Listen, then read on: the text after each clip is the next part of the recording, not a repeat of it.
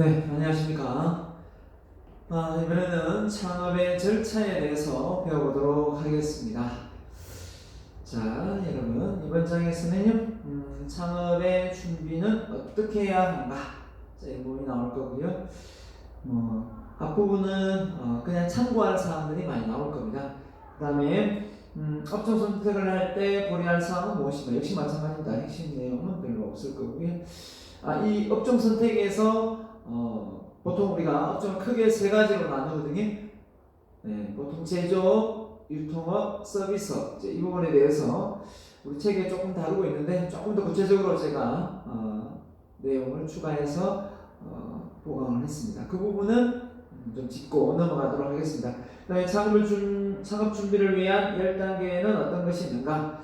엄밀히 따지면 한 10단계가 조금 넘습니다만은 책에서 10단계라고 표현을 했고요. 자, 보면 개인기업의 장단점. 자, 개인기업하고 또 뭐가 있죠? 법인기업이 있죠. 왜 책에서는 개인기업 장단점만 이야기했는지 모르겠습니다. 타이틀을 창업을 할 때 개인기업만 하는 건 아닌데요. 그죠? 보통 이제 법인, 개인기업 비교해서 하기 때문에 책에서 뒤에 다루긴 했습니다만은 개인기업, 법인기업은 시험에 나옵니다. 네. 그 다음에 프랜차이즈 장단점 역시 시험에 나옵니다. 그래서 이런 부분에 대해서 이야기하겠습니다. 절차 이런 참고해서 한번 보도록 하겠습니다. 자, 창업의 분야 선정과 절차입니다. 자, 우리가 창업의 절차 이걸 왜 배워야 됩니까? 결국은 우리가 창업을 했을 때 그 어떤 순서대로 잘 이행을 했을 때 결국은 시간을 단축시키고 비용을 절감할 수 있고 또 나중에 창업을 했을 때 성공 가도를 달릴 수 있는 게 주목적이죠.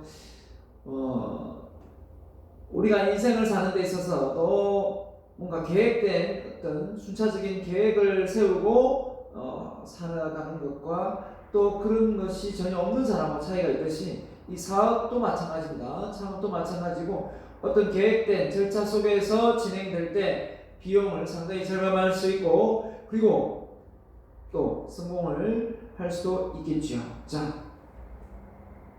핵심 내용이 앞에 나왔는데요. 우리 책에는 없습니다. 진짜 보시면 후보 사업 아이템 선정이 좀 중요하겠죠. 근데 중요한 거는 그 아이템을 선정한다고 해서 그 아이템을 바로 사업 계획서를 만들면 엄청난 시간 낭비가 되겠죠. 왜냐하면 아이디어만 가지고 사업 계획서를 작성하면 시간이 엄청 걸립니다. 그죠? 근데 그 아이디어가 결국 나중에 좋은 성과를 내지 못하면 무용지물이 되겠죠. 그렇기 때문에 반드시 해야 될 게 뭡니까? 이 중간에 많은 후보 아이템을 여러 개를 선정한 다음에 그 중에서 사업성 분석을 반드시 해봐야 됩니다. 사업성 분석을 통해서 이게 과연 수익성이 있는가? 시장성은 있는가? 그죠? 위험 요소가 없는가? 창업자가 내가 이 일을 할 수 있는가? 할 수 없다면 또 고용해서 하는데 어려움은 없는가? 이런 부분이죠. 제가 아는 그 지인 중에 한 분이 동업을 했습니다. 동업을 했는데 어떤 걸 했냐면 자동차 이 액세서리 비슷하게 이렇게 이제 점을 했는데 자동차 튜닝하고 그죠? 또 이제 인테리어도 하고 하여튼 그런 어떤 도장도 하고 이렇게 했습니다. 근데 제가 아는 지인은 전혀 그쪽에 관련된 일을 해본 적도 없고 경험도 없었습니다. 근데 내가 아는 지인의 지인이 그 일을 하고 있었던 거죠. 그래서 제가 아는 지인은 돈을 내고 또 지인이 아는 또 상대방은 동업을 해서 그 기술력을 바탕으로 이제 창업을 한 거죠. 동업을 해서. 근데 어떻게 됐을까요? 사업이 아주 잘 됐습니다. 근데 제 아는 지인은 망했습니다. 왜? 사업이 아주 잘 됐는데 왜 망했을까요? 사업이 너무 잘 돼서 결국은 그 동업을 해서 하던 친구가 자기는 혼자 하고 싶다 이렇게 된 거예요. 동업을 하다가. 근데 혼자 하고 싶다 해서 딱 나가니까요. 제 아는 지인은 기술도 없죠. 돈만 됐거든요. 그죠? 기술도 없고 돈만 됐기 때문에 어떻게 보면 낙동과 오리알이 되는 거죠. 그래서 어떻게 보면 좋은 기술력을 가지고 있는 그 친구를 어떻게 보면 동업자를 덕을 보게 한 거죠. 물론 그 바로 망하진 않았습니다만은 그 이후에 그 창업 자금을 이렇게 나눠서 하면서 많이 손해를 봤다고 제가 들었습니다. 결국은 제가 말하고 싶은 핵심 요지는 뭐냐면 기술성, 그죠? 창업자의 능력, 그런 능력이 없다면 결국은 그 사업을, 그죠? 내가 할 수 없게 될 수도 있다라는 겁니다. 아니면 진짜 믿음이 가고, 그죠? 그러면 끝까지 정말 신뢰할 수 있는 사람을 만나면 되는데 사실 그죠? 그런 사람을 만나기가 쉽지 않습니다. 그래서 어떻게 보면 성공 가도를 달리는 많은 우리의 그 인물들이 있지 않습니까? 빌 게이츠며 워렌 버핏이며 뭐 스티브 잡스며 그죠? 그런 인물들은 어떻게 했습니까? 본인이 사업을 하면서 밑에 참모진을 잘 뒀습니다. 결국은 사업이라는 게 그죠? 그 기술력을 본인이 다 가질 수 없거든요. 네, 그런 인맥을 통해서 사업을 만들어갈 수도 있는 부분도 충분히 있습니다만 중요한 건 본인이 그 관련 일을 좀 할 줄 알아야 됩니다. 전혀 모르면 사실 언제 그죠? 분할되면 그죠? 동을 못하겠다 하면 그때 다시 똑같은 인재를 뽑기가 쉽지도 않고 그때 다시 또 기술력을 배우기도 본인이 쉽지도 않고요. 아무튼 그렇습니다. 그래서 사업성 분석에서 창업자의 능력, 시장 분석, 기술 분석, 경제성, 위험 요소 분석을 철저히 해서 그 속에서 최적의 아이템을 선정하면 그걸 가지고 뭘 하죠? 바로 사업계획서를 만들어 보는 거죠. 자, 우리가 이제 사업계획서를 만들어야 될 시점이 왔고 여러분이 만들어야 되는데 중요한 거는 조를 편성해서 원래 만들어야 되는데 여러분하고 오프라인 수업을 못해가지고 조편성이 안 돼 있죠, 그죠? 그래서 온라인으로 조편성을 할 수도 있겠지만 일단 상황을 한번 지켜봅시다. 왜냐하면 5월달에 다시 오프라인 수업을 진행한다고 했기 때문에 만에 하나 이 수업이 계속 온라인으로 진행된다면 개별로 그냥 받겠습니다. 조를 짜서 하다 보면 또 온라인으로 더 많이 혼란스러울 것 같습니다. 만날 수도 없고, 그렇죠? 그래서 그냥 차라리 제가 샘플을 많이 올려서 보여주고 여러분이 개별로 작성해서 발표하는 걸로 그렇게 해서 점수를 주는 게 훨씬 나을 것 같습니다.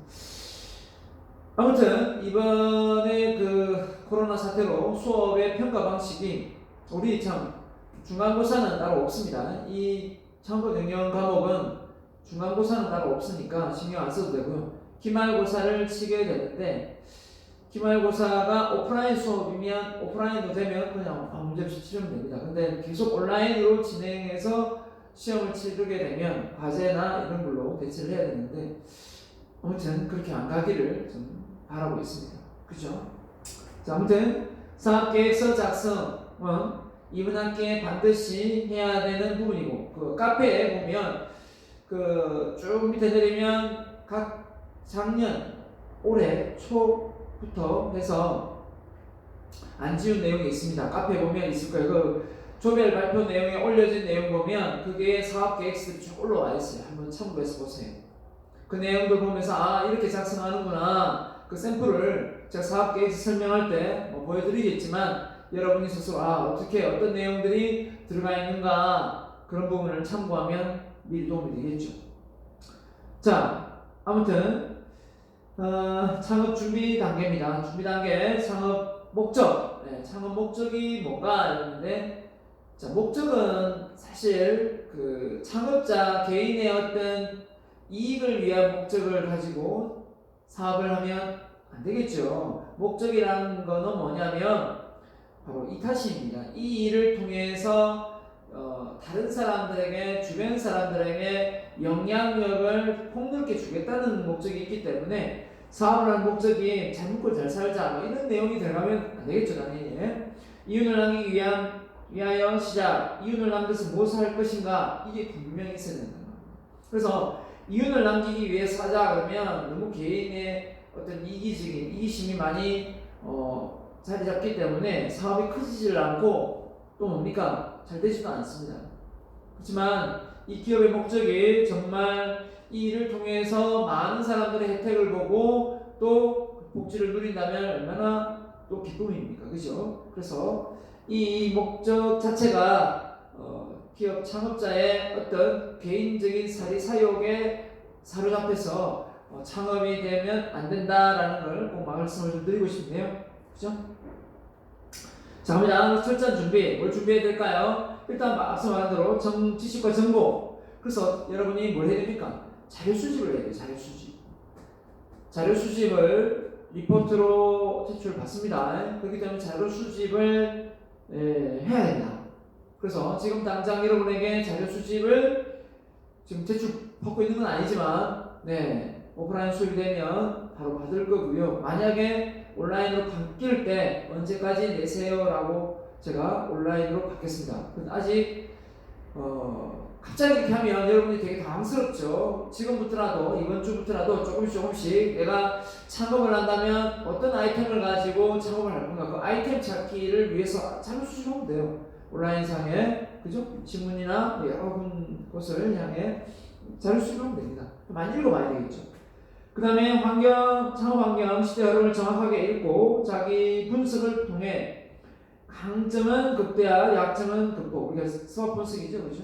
그래서 그러니까 외부 환경은 기회 요인과 뭐가 있었어? 위협 요인이 있었고 내부의 강점, 약점이 있었잖아요. 그런 것처럼 내가 어떤 강점인지 약점인지 사실 잘 몰라요. 왜냐하면 외부 환경이 어떤 게 있는지를 알아야 내가 강점인지 약점인지 알 수 있는 거잖아요, 맞죠, 그렇죠? 그 외부 환경에 뭐가 있는지를 아는 게 자료 조사예요, 맞죠? 자, 창업의 시기, 가족의 동의, 충분한 기술 습득. 그래서 가족의 동의가 왜 중요한가? 자, 이게 아무것도 아닌 것 같지만 평소에 신뢰예요. 여러분이 평소에 자기 관리를 잘하고 주변 사람들에게 신뢰를 보여 살아왔다면 이런 동의는 그죠? 많이 잘 받을 수 있겠죠. 물론 이제 취업을 하는 것보다 창업을 하면 리스크가 크기 때문에 물론 반대는 하겠지만 꼭 하겠다 그러면 대부분 밀어주는 쪽이 많거든요. 근데 평소에 여러분이 신뢰를 저버렸다면 쌍수들은 말리겠죠. 너는 안 된다. 다른 사람들도 너는 내가 보니까 취업을 하는 게 맞다.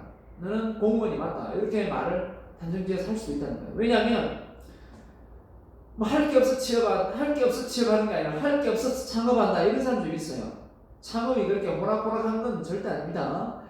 뭐 할 게 없어서 창업하려고 한다. 말도 안 되는 소리. 그렇게 해서 성공한 사람 없습니다. 창업은 말 그대로 여러 가지 일을 동시다발적으로 많이 신경을 쓸 수밖에 없어요. 초반에 창업을 하게 되면 그런 역량이 부지런함이 없다면 사실 힘든 거거든요. 평소에 그 사람이 부지런히 쫓아다녀도 될까 말까인데 평소에 주변의 가족이나 지인들에게 좀 부지런함이 증명되지 못했다 그러면 안 하는 게 낫죠. 안 하는 게 낫습니다. 그래서 동의, 충분한 기술 습득, 그죠? 자격증 본다든지. 자, 창업 관련 물품 조달, 충분한 자금 등 인적, 물적 자원 이런 부분에 대해서 뭐 주변에 도움을 받으려면 어떤 일에 대해서 인적, 그죠? 지인을 통해서 아니면 뭐 나중에 선발을 하든, 그죠? 자, 이런 부분이 되겠고요. 자, 경쟁업체보다 한 발 앞선다. 자, 그래서 경쟁업체 분석이 반드시 사업계획서에 들어갑니다. 경쟁업체 비교 분석. 그걸 통해서 차별화 전략을 하게 되거든요. 경쟁사 분석을 없이 차별화를 어떻게 합니까? 그래서 자기만 잘한다는 생각이면 되는 것이 아니라 서비스, 제품, 서비스, 홍보 등 모든 부분에서 경쟁 등급을 압도. 자, 이렇게 다 잘할 수 있으면 참 좋겠지만, 몇 가지라도, 제품이라도, 서비스라도, 좀 홍보라도 차별화되면, 경쟁에서 좀 이길 수 있겠죠. 다 잘하면 좋겠죠. 업종별로 경쟁력의 핵심을 보면, 제조업은 고품질 제품의 차별화. 제조업이니까, 당연히. 그죠? 외식업의 경우는 전문화, 맛, 분위기, 서비스, 또 소매요. 그죠? 서비스업은 어떻습니까? 또 소매업은 말 그대로 상품과 기술, 서비스의 차별화. 서비스를 예를 들면 이런 경우가 있습니다. 병원이 서비스업에 속하죠. 병원이 이제 서비스에 속하는데 병원에도 이제 차별화가 필요합니다. 왜 그러냐면 울산에 그 무구동만 예를 제가 오래 살았기 때문에 무구동만 보더라도 한 20년 전만 해도 무구동에 치과가 몇 개 없었습니다. 2개, 3개? 이 정도밖에 안 됐어요. 인구도 많이 늘어나긴 했지만 무구동에 지금은 한 20개 넘을걸요. 자, 그러면 5개, 3개가 운영될 때하고 20개가 운영될 때 사람이 그렇게 많이 늘어났냐? 무구동 인구가 그렇지는 않거든요. 그러다 보면 치과 의사가 치료를 하는 데 있어서의 어떤 서비스, 맞죠? 그 다음에 보통 이게 이제 이를 이렇게 치료해 보면 어떻습니까? 제 경험상 얘기하겠습니다. 저도 치료 많이 해봤는데 보통 이제 단가가 이제 좀 차이가 있긴 합니다만, 그죠? 근데 중요한 건 그 내용 속에 들어가 보면 이제 그 간호사들의 어떤 친절도, 또 의사의 어떤 친절도, 이런 부분이 참 많이 작용하더라고요. 그 공간에 갔을 때 또 분위기 이런 게 있지 않습니까? 자, 그래서 이런 그 치과의 그 서비스를 차별화시켜서 이것만 가지고 프랜차이즈에서 돈 버는 사람도 있습니다. 치과 의사인데 그냥 치과 의사만 하는 것이 아니라 치과 의사 본인 거는 냅두고 그냥 본인 거를 모델로 해서 그 서비스를 상품화시켜서 많은 치과에 판매를 하는 거죠. 그게 바로 예치과입니다. 예치과. 그래서 예치과의 어떤 그 시스템을 어떻게 보면 상품화시킨 거죠. 총각내 야채 가게가 그런 거 아닙니까? 사실 야채를 팔아봐야 그 야채의 뭐 신선도 물론 차이는 좀 있겠지만 그 어떤 그 서비스나 그 믿음, 신뢰를 주는 게 상당히 중요하거든요. 역시 마찬가지입니다. 일을 치료하는데 비용도 비싸지만 그 원료 금이 들어가고 다양한 그죠? 내용이 들어가는데 그걸 싼 제품을 쓰면 부실이 있겠죠. 예, 그런 것은 똑같습니다. 아무튼 이 외식업에서 서비스, 그죠? 맛, 또 도소매에서 서비스, 이런 부분, 친절 이런 게 기본인데요. 우리는 그런 점을 많이 생각하지 않는 것 같습니다. 아직까지는, 그죠? 예. 자, 이걸 좀 단순화, 표준화, 전문화 시키면 훨씬 더 서비스가 체계화되는데 그런 점에 대해서 이제 조금 신경을 쓰고 있는 것 같아요.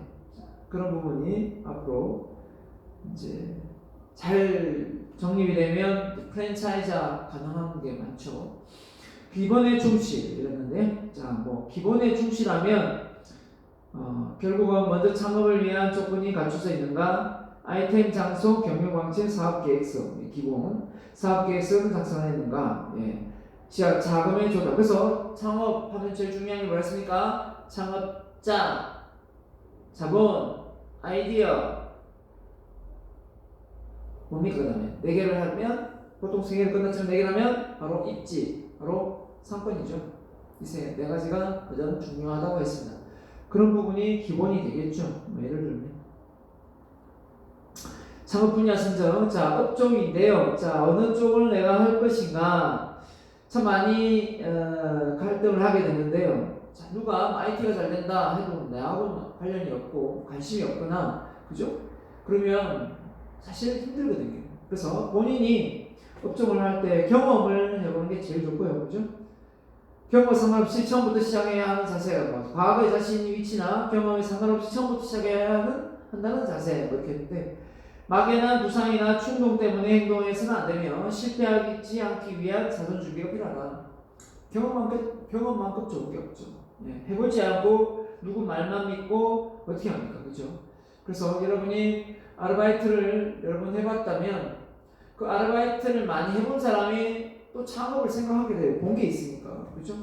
또 주변에 가족이나 지인이나 또 뭡니까? 그죠? 가족 중에 창업을 한 사람이 있으면 또 하게 되고. 그죠? 예, 그게 이제 우리가 경험, 간접 경험도 있으니까요. 자, 도중에 그만둘 바에는 처음부터 안 하는 것보다 당연하겠죠. 하다가 조금 장사 안 된다 해가지고 그만두는 경우는 어떤 경우인가요?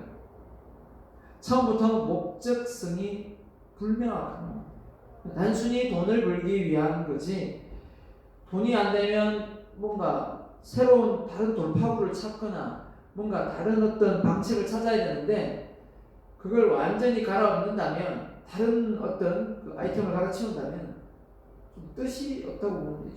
그죠? 예. 처음부터 목적성이 불명확하다, 이렇게 볼 수 있습니다. 왔다 갔다 많이 해가지고, 그죠? 여러 업종을 많이 바꿔가면서 스무한 케이스가 잘 없어요. 그렇기 때문에 물론 있을 수도 있겠죠. 그렇지만 잘 없다는 것은 그만큼 전통성, 그죠? 전통적으로 이렇게 잘 유지해 왔다는 것은 그 일의 전문성과 노하우가 있다는 거예요. 차별화된 노하우가.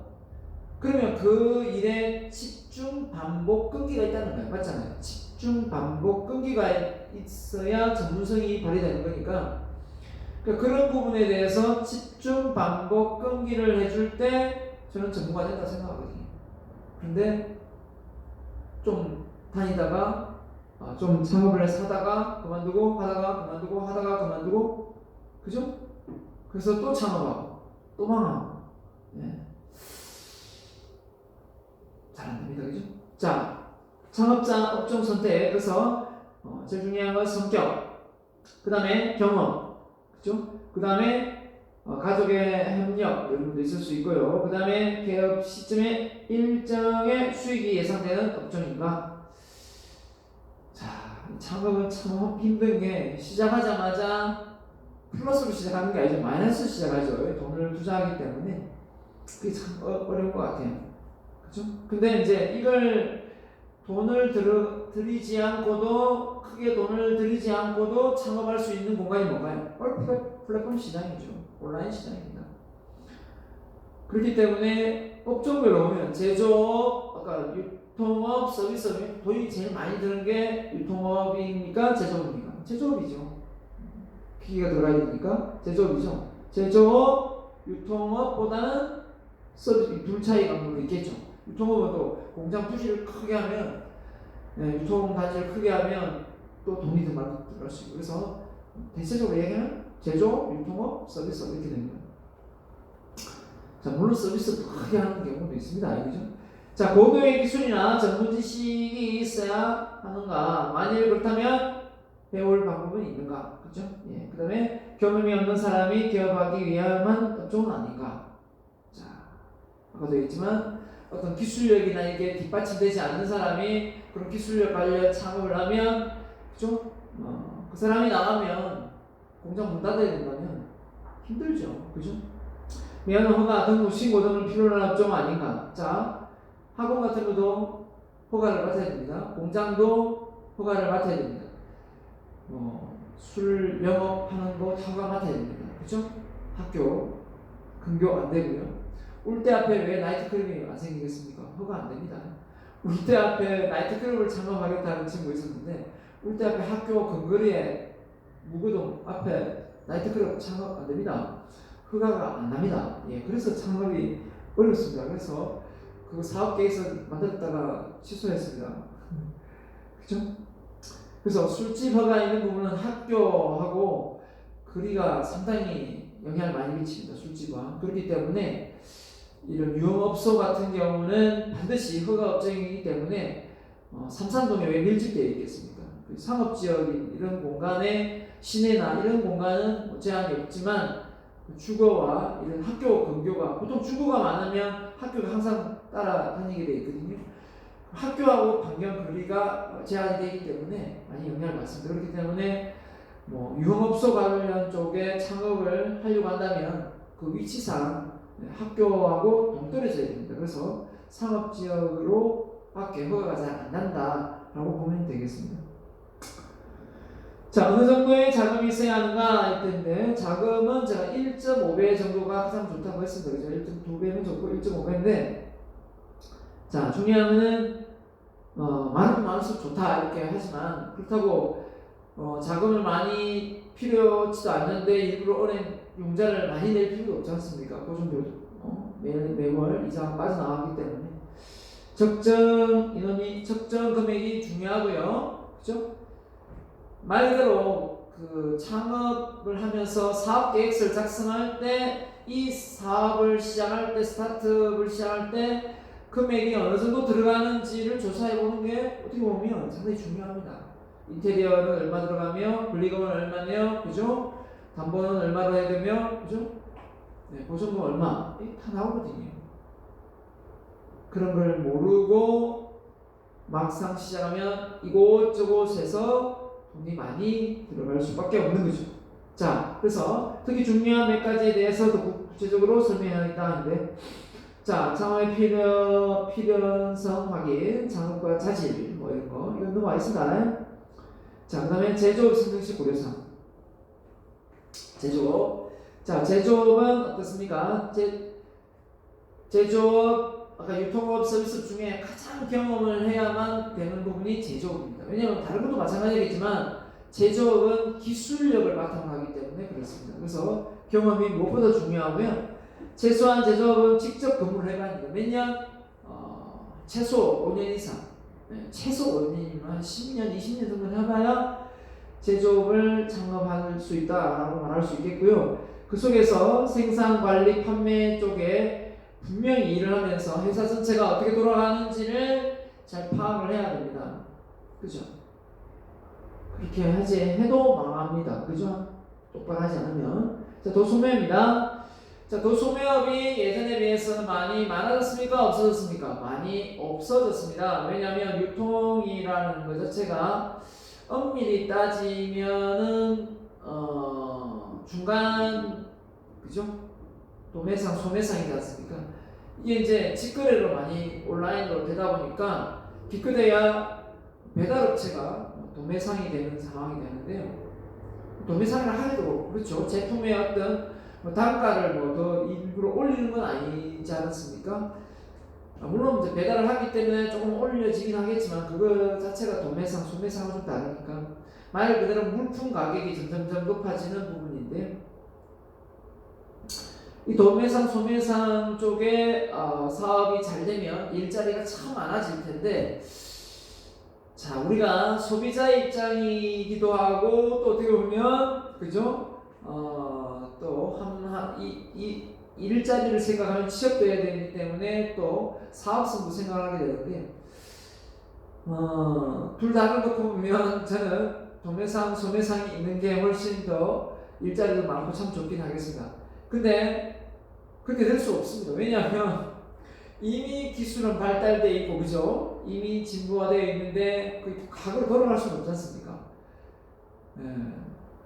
말 그대로 자동차를 만드는데 자동차에 만드는 어떤 그 기술력이 로봇으로 다 만들어낼 수 있는 기술력이 있는데 굳이 사람이 들어가서 비싼 임금을 주면서 들어가는 것 자체가 웃기는 거지 않습니까? 그런 것처럼 도소매업이 옛날보다 재미가 없습니다. 도소매업이 재미가 없는 이유가 뭘까요? 바로 온라인을 통해서 가격 정보가 다 이렇게 드러나기 때문입니다. 왜 그러냐면 사실 도매상, 소매상은 이 생산자가 얼마를 만들어서 이 중간에 얼마가 이렇게 플러스돼서 소비자에 오는지를 좀 몰라야 소비자가 그냥 모르면서 좀 비싸게 사주는 게 맞는데 이 원가가 얼마가 만들어지는지를 이미 이제 공개가 될 수 있는 그런 시장 체계입니다. 그러다 보니까 도매상, 소매상에 마진이 남을 수가 없어요. 예를 들면 여러분, 제가 여러분만 할 때 그 많이 울 때 앞에 있었던 그 사업이 뭐였냐면 바로 컴퓨터 제조업이었어요. 학생들이 이제 컴퓨터를 막 사야 되는데 완제품을 살 수 있는 분위기는 아니고 완제품 비쌌기 때문에 조립을 해서 이제 사야 되는 상황이 됐어요. 조립이 훨씬 싸거든요. 그래서 완제품을 사면 150, 200이 되는데 조립을 하면 100만 원 이내로 조립이 되니까요. 근데 그때 당시 이제 이 컴퓨터에 조금만 앞서 눈을 뜬 사람들은 그 몇 개 딱 그죠? 메인보드하고 이렇게 다 이렇게 CPU 그죠? 이렇게 해서 조립을 해가지고 팔았어요. 그래서 대학원생들이 컴퓨터공학 학생들부터 해가지고 뭐 컴퓨터공학 학생 아니더라도 조금만 컴퓨터에 관심이 있었던 친구들은 대학생 때 알바 따로 안 했어요. 그것만 했어요. 그래서 조립해가지고 온라인이 아니죠. 이렇게 문자 올리고 전봇대에다가 이렇게 붙였죠. 자, PC 조립해 줍니다. 뭐 얼마 가격에 뭐 메인보드 얼마 그죠? 이렇게 사양 딱 해가지고 자 원하면 밑에 전화 딱 해가지고 하면 전화 와요. 그래가지고 제 또 아는 선배 또 지인들은 그 업을 해가지고 많이 벌었어요. 제가 또 아는 또 지인은 아예 중국에서 차려가지고 그분의 말씀입니다. 그분의 말씀 드리자면 007 가방이 한 번씩 이렇게 그죠 가득 차 돈이 가득 찬 상태에서 은행에 이렇게 입금을 잡았다라고 말할 정도였어요. 그 정도 장사가 잘 됐다는 거죠. 현금을 들고 와서 주기 때문에. 왜냐면 현금을 하면 더 싸게 저렴하게 카드가 그때 또 별로 활성 안 된 상태라 그죠? 네, 그게 가능했거든요. 아무튼 그런 시대가 있었답니다. 예담으로 말해준 거고요. 자, 아무튼 그래서 이 도소매업이 이제는 이 유통에서 중개로 하죠. 또 중개로 중개로 하기 때문에 중개 수수료 개념으로 많이 바뀌었습니다. 맞죠?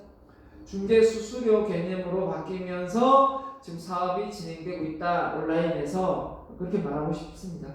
네. 그래도 뭐 완전히 없어진 건 아니죠. 지금 현재 뭐 예를 들면 회센터가 이제 지금 이제 그것도 전문화되고 있죠. 회센터 그러면 뭐 그 어딥니까?